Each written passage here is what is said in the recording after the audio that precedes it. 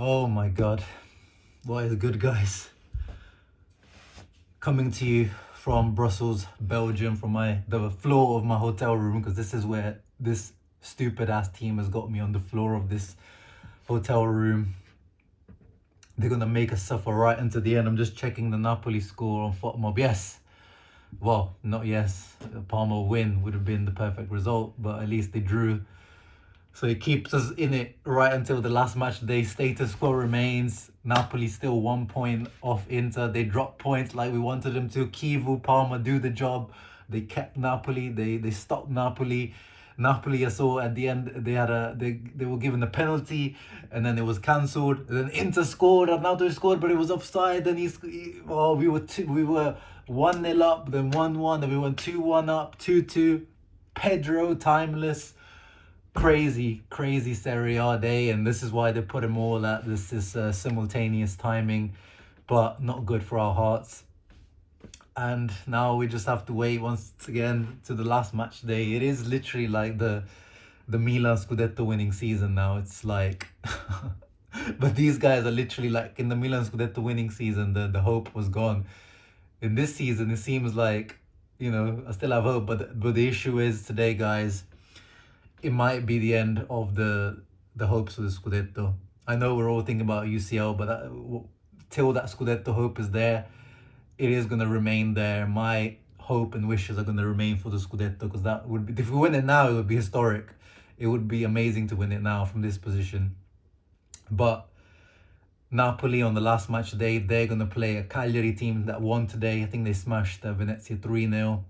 So they're safe. They have nothing to play for on last match day. That's not what I wanted. I wanted a Cagliari that was going to be hungry, like the Parma were today. A Cagliari team that was going to fight for their life. Not a Cagliari that's going to be literally on holiday. I mean, Cagliari already, Sardinia is already one of the best places in the world if you want to go on holiday. Those players, they're already going to be booking their, not even to book flights. Sardinia, like, it's just there.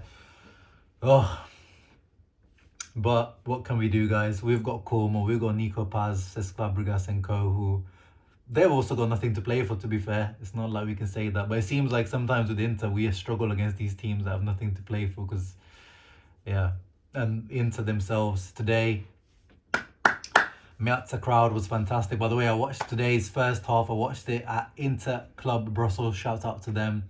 Check them out on their socials. I think on social they're called Inter Europa Brussels Club or something along those lines. I reached out to them. I think this is an idea for all of you guys. If you are abroad and there's an Inter game on, reach out to the local Inter club in your location, wherever you are in the world. That seems to be the cheat code if you want to try to watch an Inter game. Today I reached out to those guys. They got back to me pretty quickly, and they said, yeah, come through to this bar where we're going to watch the game. And I think that's the bar where they regularly watch the game. So yeah, it was a good vibe. But there was an issue. It was Inter fans at the bottom floor, and then there was Lazio fans on the second floor. And then at one point, they were watching it via alternate means, let's say. So the stream that we were watching downstairs, then we had to switch from the Italian stream to the Portuguese stream, and that stream was like 10-15 seconds behind. So we would hear the Lazio fans upstairs being like, either shouting, screaming, or being excited. And I got really frustrated with that, because it was ruining my whole experience. But shout out to Inter Club Brussels, and I came back to my hotel room and watched the second half on my phone. And yeah, we weren't good, man. We weren't good. The refereeing, that was atrocious. Oh my god, all the Interisti in that bar were losing their nerve. There was some arteries popping, the blood pressure, because of the referee Kifi. Not good at all, the refereeing. But not good performance from Inter. We scored 2 goals were from set pieces. Bisek one coming off a set piece. The Dumfries one directly off the set piece. But then Bisek giveth, Bisek taketh. Lovely goal, left-footed goal from Bisek. But then the usual, can you trust him? Is he always going to be concentrated for the full 95, 98 minutes?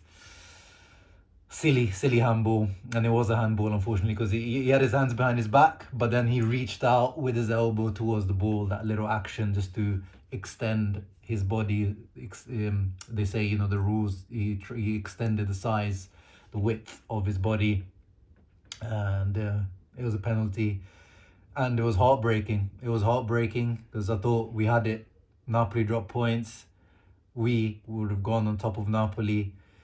That was heartbreaking. And then even more heartbreaking was Arnautovic missing at the end. You know, Acerbi popping up front as a striker, with the movement of a striker, with the tempo and the IQ of a striker, winning the header against Hila, and then nodding it down to Arnautovic, who probably could have taken the touch actually because Romagnoli was on the floor. But then he just miscues it, completely mishits it with his left foot.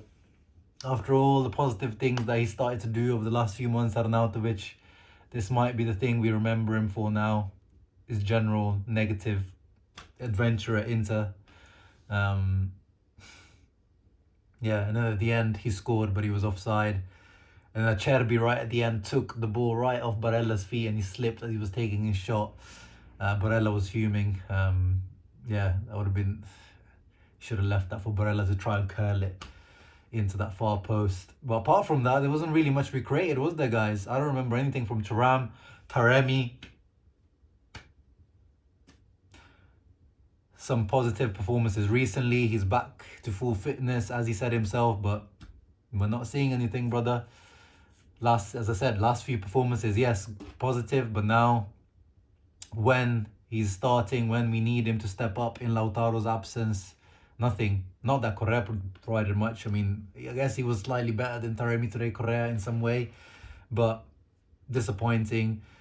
Everyone was, yeah, going forward, we were disappointing all around. Mkhitaryan had a real stinker today. Gave the ball away so many times, so many turnovers, so many mistakes in the final third. Barella and Hakan as well, not at their best. But Dumfries tried, of course, got his goal. The Flying Dutchman keeps dominating. He's having an all-timer of a season. I mean, if Dumfries gave us what I'm most sad about, actually, that Dumfries goal deserves, you know, his performances really deserve this, like, you know, that 3 points, it had Dumfries' name on it, and he deserved it. And if he took us to a Scudetto with his goal after last season, last game against Barcelona, being the leader with the goals and assists, it would have been historic. So I'm sad for Dumfries.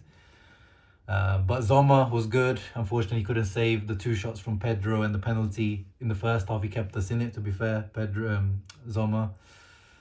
And, you know, the first goal came from a mistake, really. That's the thing, in this Champions League, we're fully concentrated. We don't make these types of mistakes, but in the first goal, it was Acerbi with a soft header, poor clearance, then Bastoni not following up, and then Vecino out of all people. We know he was the Frattesi before the Frattesi in terms of just being able to cause chaos into the box with his movement. Oh, so painful, man. So painful. So painful. And then maybe Inzaghi waited too long to bring on Zalewski, maybe. Definitely, I think, waited too long to take off Mkhitaryan.